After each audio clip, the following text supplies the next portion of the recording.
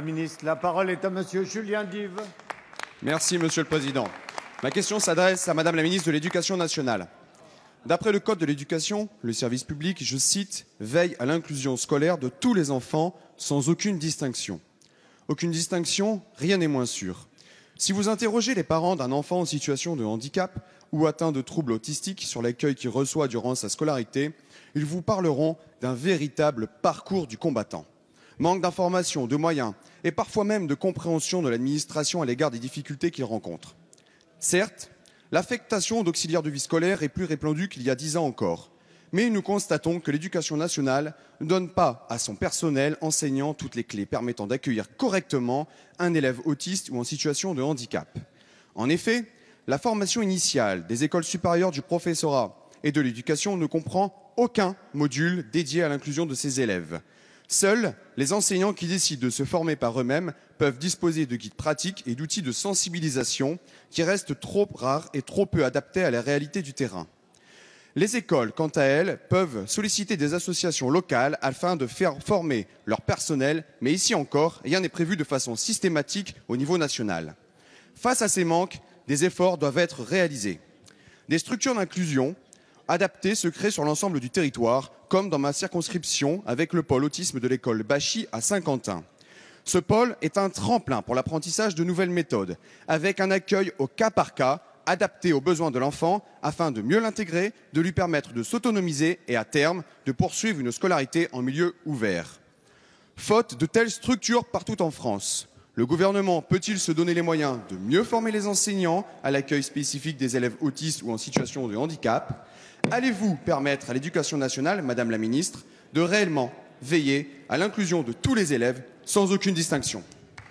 Merci. La parole est à Madame Najat Vallaud-Belkacem, ministre de l'Éducation nationale, de l'enseignement supérieur et de la recherche. Oui, merci Monsieur le député Dive pour votre question. D'abord, revenons sur un point précis. La loi de refondation de l'école a fait quelque chose d'inédit en inscrivant l'obligation d'avoir une école inclusive dans la loi et dans le Code de l'éducation. Il faut s'en féliciter parce que derrière, cela a entraîné un changement des pratiques important.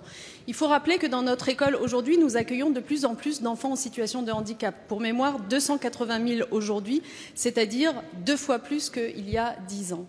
280 000 enfants qui sont par ailleurs mieux accueillis, puisque nous veillons notamment à ce que les accompagnants adultes qui sont dans les écoles pour les accompagner vers la réussite soient à la fois plus nombreux, nous en avons créé beaucoup, je n'y reviens pas, mieux formés, et le président de la République l'a annoncé il y a 15 jours, titularisé. C'est quand même une excellente nouvelle, je n'ai pas entendu sur vos bancs un quelconque salut de cette bonne nouvelle. Mais vous abordez précisément le sujet de l'autisme. S'agissant des enfants atteints du syndrome de l'autisme, aujourd'hui nous en accueillons 30 000 dans nos établissements scolaires. Je rappelle que c'est 3 fois plus qu'il y a à peine 7-8 ans. En 2008, ils étaient 3 fois moins nombreux. Ces enfants en situation d'autisme, nous les accueillons à la fois dans des classes, c'est les fameuses ULIS, donc en collectif, et nous avons créé depuis l'année dernière, et nous reconduisons cela cette année, des unités d'enseignement pour enfants autistes dès la classe de maternelle qui accueillent en petits groupes de 7 élèves. Nous en avons créé 60 et 50 nouvelles à la rentrée prochaine. Des enfants à qui on permet, y compris avec un accompagnement médico-social, d'être malgré tout à l'école. Tout cela s'accompagne de formation pour les personnels de l'éducation nationale et en partenariat avec les personnels médico-sociaux.